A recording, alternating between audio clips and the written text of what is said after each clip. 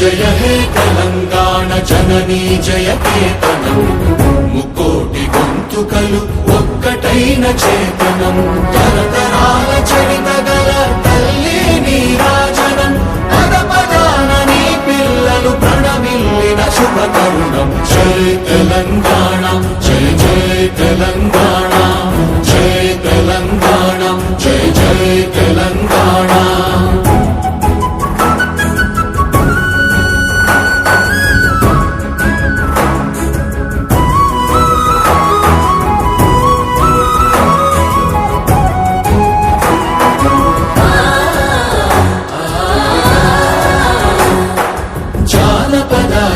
జీవన చావళీలు చాలువార కవి గాయక వైతాళిక కళల మంజీరాలు జాతిని జాగృత పరచే గీతాల జనజాతర అనునిత్యము నీ గానం అమ్మ నీవే మా ప్రాణం జయ తెలంగాణ జయ జయ తెలంగాణ జయ తెలంగాణ జయ జయ తెలంగాణ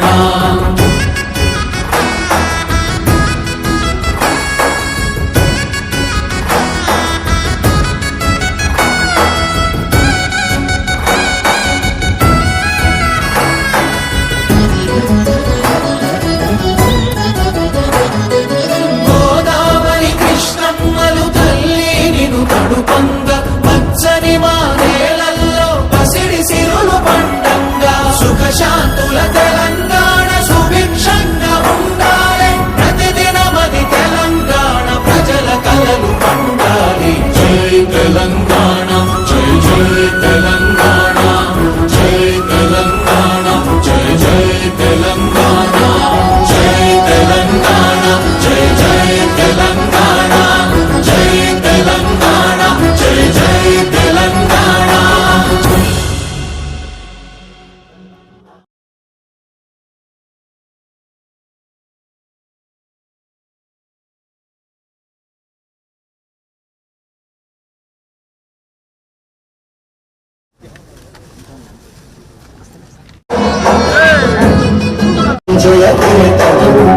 ముకోటి గొంతుకలు ఒక్కటైన చేతనం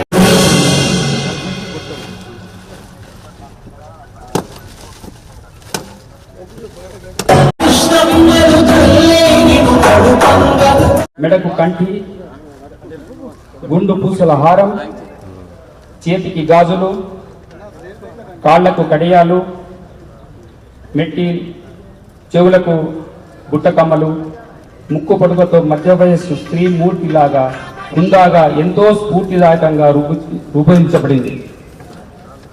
కుడి చేతితో అభయాన్నిస్తూ ఎడమ చేతితో సాంప్రదాయ పంటలైన వరి, జొన్న, సజ్జ, మొక్కజొన్న పంటలు మన ప్రాంతీయ వ్యవసాయ సంస్కృతికి చిహ్నంగా చూపించబడ్డాయి. మన తెలంగాణ తల్లి కేవలం ఒక విగ్రహం కాదు, ఇది మన రాష్ట్ర ఆత్మ, మన సంస్కృతి, మన పోరాటాల ప్రతిబింబం.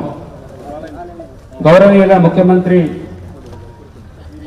ముఖ్యమంత్రి గారు సచివాలయంలో ఈ మహోన్నత విగ్రహాన్ని ఆవిష్కరించిన తర్వాత ఇప్పుడు మన జిల్లా కేంద్రంలో మన కలెక్టరేట్లో ప్రాంగణంలో ఈ తల్లి విగ్రహాన్ని ఆవిష్కరించడంలో చాలా గౌరవకారణం.